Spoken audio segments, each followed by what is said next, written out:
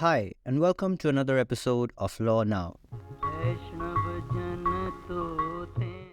India is a land of diversity, steeped in a rich history and culture that has fascinated the world for centuries. But alongside this cultural richness is a story of political evolution, a journey from the rule of colonial powers to independence and democracy.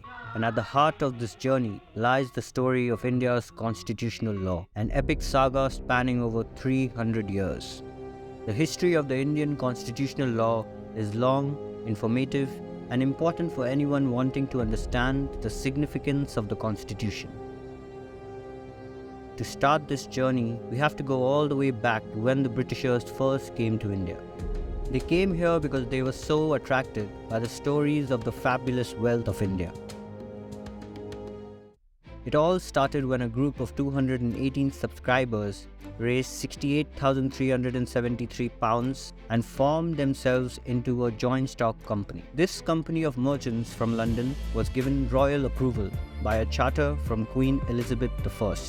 This charter vested the management of the company in the hands of a governor with 24 members, granting them a monopoly on all English trade east of the Cape of Good Hope. And furthermore, it authorized the company to maintain an armed naval force for its security, effectively creating a private army for them. This little piece of paper granted the company the authority to make, ordain, and constitute laws, constitutions, orders, and ordinances. However, the legislative power of the company was very limited in its scope and character, prohibiting any fundamental change in the principles of English law.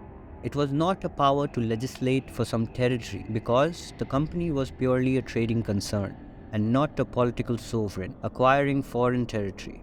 The legislative power was thus designed to enable the company to regulate its business and maintain discipline among its workers. Basically, the charter said, go ahead, make some rules that will help you do your business properly. But hey, don't go overboard and try to enslave the world or anything. Although limited in scope, this legislative power of the company is of great historical importance as it is the germ out of which the Anglo-Indian codes were ultimately developed. Fortified with the charter, the company sailed to the east and started setting up its factories at several places in India. The first of which was set up at Surat in 1612. Established as a result of the royal farman from the Emperor Jahangir, granting it land and concessions. As time passed, they set up factories in Bombay, Madras, and Calcutta, which soon became their main presidencies. The company's big shots, aka the president and the council, were in charge of running these places. Their sovereignty lay with the crown, and they took permission from local kings to set up their factories. But they made sure to retain their own laws, just in case. Now we come to another significant year, which is 1726. The Court of Directors in England, who had all the legislative powers, realized that they were completely clueless about the conditions on the ground in India. Not exactly the ideal situation for making laws. So they thought, why not give the lawmaking power to those who actually knew what was going on in India? Enter the governor and council of the three presidencies. Authorized by the Charter of 1726 to make and impose punishments for breaking the rules, and these rules also could not go against the laws and statutes of England. And to sweeten this deal, the Charter also established the Mayor's Court in Calcutta, Bombay, and Madras, and brought English laws into these presidencies. And this is how the first British court in India was established. The British were still just a trading concern at this point, not yet the all-powerful rulers they would become in the second half of the 18th century. Events of great importance took place in the interior of Bengal. The last strong emperor of the Mughal Empire, Aurangzeb, was breathing his last breath, and soon after his death the country plunged into chaos as rival principalities and his sons fought for control. And at this wild and unruly time, the East India Company saw its chance to rise to power.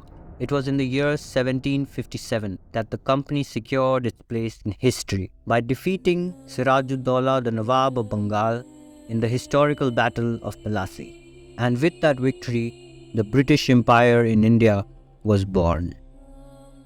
In 1765, the company was granted the Diwani, which is the responsibility of revenue collection. This also gave them the power to administer civil justice. This painting shows a scene from August 1765, when the young Mughal Emperor Shah Alam, exiled from Delhi and defeated by the East India Company troops, was forced into what we would now call an act of involuntary privatization. The scroll in his hand is an order to dismiss his own Mughal revenue officials in Bengal, Bihar and Orissa and replace them with the set of English traders appointed by Robert Clive, the new governor of Bengal.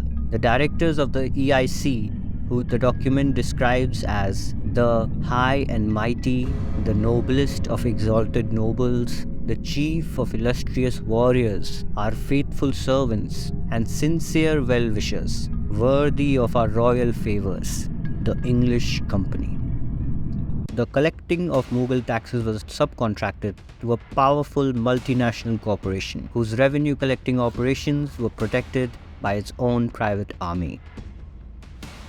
And so it was that after 150 years of masquerading as mere traders, the company finally took off its mask to reveal its true identity as a tyrannical ruler that would change India's fate forever.